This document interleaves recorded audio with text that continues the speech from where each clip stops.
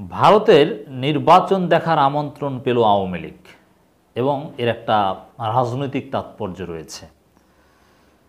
খবরটা একেবারে সহজ সরল বা স্বাভাবিক মনে হলেও এর গভীর তাৎপর্য রয়েছে। আজকে বাংলাদেশের রাজনীতির যে অবস্থা, এটা শুধু বাংলাদেশের সমস্যা না, এটা একটা বৈশ্বিক সমস্যা, এটা একটা আঞ্চলিক সমস্যা।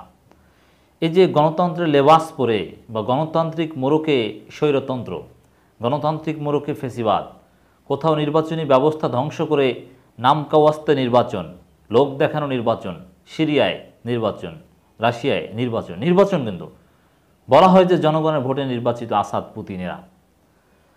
ভারতে নির্বাচিত সরকার এবং সুষ্ঠুভাবে নির্বাচিত সরকার, জনপ্রিয় সরকার, কিন্তু ক্ষমতায় আসার পর একটা স্বৈরতন্ত্র কায়েম করেছে। তো এটা একটা গ্লোবাল ট্রেন্ড, মানে গণতান্ত্রিক যে ব্লক পৃথিবীতেও মোটামুটি দুইটা ভাগে বিভক্ত। ওয়ার্ল্ড অর্ডার, যেটাকে বাইপোলার ওয়ার্ল্ড সিস্টেম বলা যায়, যদিও ইউএস ডমিনেটেড ওয়ার্ল্ড সিস্টেম, কিন্তু চেষ্টা চলছে বাইপোলারিজমের।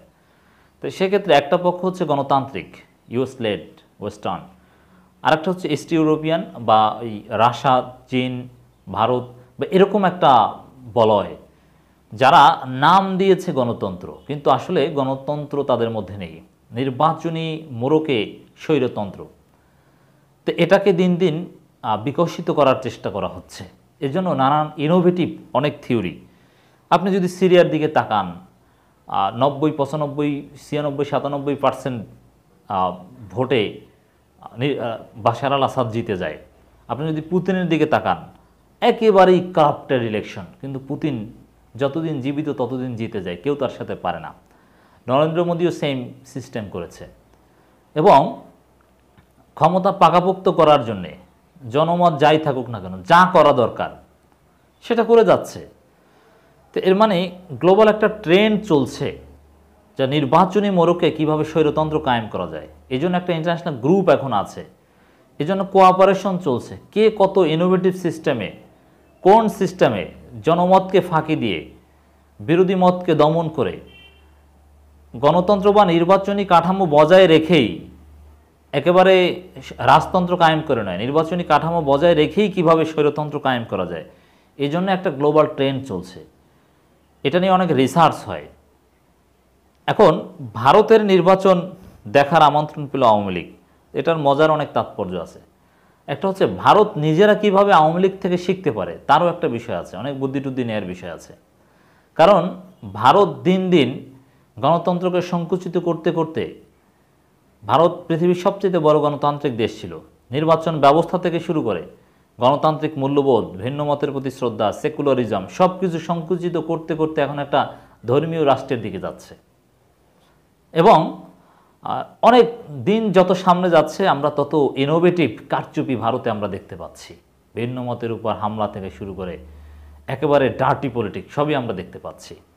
যেহেতু ভারতে মোটামুটি নির্বাচনী ব্যবস্থাটা এখনও মোটামুটি আস্থার যোগ্য, কিন্তু তারা চায় যে কোনো মূল্যে ক্ষমতায় থাকতে।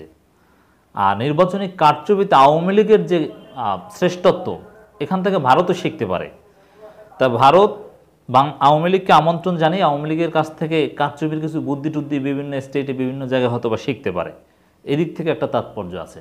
আবার আওয়ামী লীগও ভারতের কাছ থেকে শিখবে যে কত সুষ্ঠু নির্বাচন আইওয়াস হিসাবে দেখিয়ে যে কোনো মূল্যে ক্ষমতায় থাকা যায়, জনগণকে, বিদেশিদেরকে কত সুষ্ঠু দেখানো যায়, এবং যে কোনো মূল্যে ক্ষমতায় থাকতে হবে, কিন্তু দেখাতে হবে যে না অনেক ফ্রি ফেয়ার। তো এই বিষয়ে কিছু ট্রেনিং, কিছু প্র্যাকটিক্যাল অভিজ্ঞতা ভারত থেকে যাতে আওয়ামী লীগ নেতাকর্মীরা নিতে পারে, সেই চেষ্টাও কিন্তু হয়তো বা এখানে হবে ডেফিনেটলি। আমরা খবরটা একটু দেখি।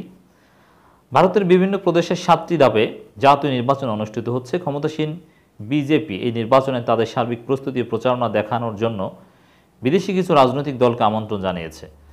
বাংলাদেশ থেকে একমাত্র আওয়ামী লীগকে তারা আমন্ত্রণ জানিয়েছে। ভারতে বিজেপি দীর্ঘদিন ধরে ক্ষমতায় আছে। দেখেন, বাংলাদেশ থেকে আওয়ামী লীগকে জানিয়েছে। যদি গণতান্ত্রিক প্রক্রিয়ার অংশ হিসেবে জাস্ট নির্বাচন দেখা বা পর্যবেক্ষণ এই সব কারণে আমন্ত্রণ জানাতো, তাহলে তো বাংলাদেশের বিরোধী দল, সরকারি দল কমপক্ষে 2-3টা দলকে আমন্ত্রণ জানাতো। কারণ গণতন্ত্রে ভিন্ন মত, বিপরীতমুখী দলের সহাবস্থান, এটা একেবারে স্বাভাবিক। কিন্তু শুধু আওয়ামী লীগকে আমন্ত্রণ জানিয়েছে।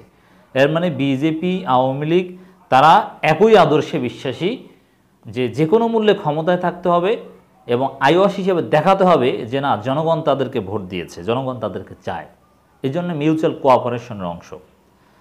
অন্যদিকে বাংলাদেশে পরপর 4টি জাতীয় নির্বাচনে শেখ হাসিনার নেতৃত্বে আওয়ামী লীগ নিরঙ্কুশভাবে জয়লাভ করে ধারাবাহিকভাবে রাষ্ট্র পরিচালনা করছে। এই সময় শেখ হাসিনার নেতৃত্বে বাংলাদেশে যুগান্তকারী উন্নয়ন হয়েছে।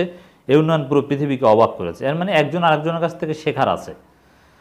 ভারতের ক্ষমতাসীন দলের পক্ষ থেকে বাংলাদেশের রাজনৈতিক দলগুলোর মধ্যে শুধু আওয়ামী লীগকে আমন্ত্রণ জানানোর বিষয়টি তাৎপর্যপূর্ণ ওটাই যে এক দল আর এক দলের কাছ থেকে শিখবে কিভাবে কতটা গ্রহণযোগ্য পদ্ধতিতে কারচুপি করা যায়। পৃথিবীর সর্ববৃহৎ গণতন্ত্র ভারত বাংলাদেশ আওয়ামী লীগ ও শেখ হাসিনার নেতৃত্বের প্রতি যে আস্থাশীল এবং আওয়ামী লীগকে যে দক্ষিণ এশিয়ার অন্যতম গুরুত্বপূর্ণ প্রতিষ্ঠান এবং তাদের প্রকৃত বন্ধু মনে করে, এই আমন্ত্রণ সেই ইঙ্গিত বহন করে। তা আওয়ামী লীগ তাদের সেই জনগণকে ধোঁকা দিয়ে ক্ষমতায় থাকার স্বার্থে তাদের পুরনো মিত্র কংগ্রেসকে এখন ভুলে যাচ্ছে।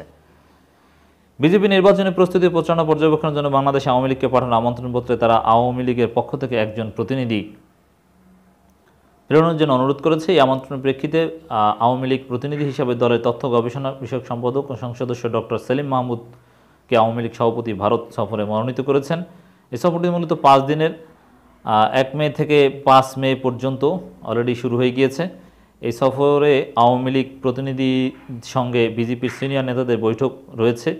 দিল্লির বাইরে বিজেপি নির্বাচনী প্রচারণা সরজমিনে দেখানোর জন্য বিজেপি আওয়ামী লীগ প্রতিনিধিকে ছত্তিশগড়ে নিয়ে যাবেন। এর মানে একেবারে প্র্যাকটিক্যালি কারচুপির একটা ট্রেনিং ছাড়া অন্য কিছু আমি এটাকে বলতে চাই না।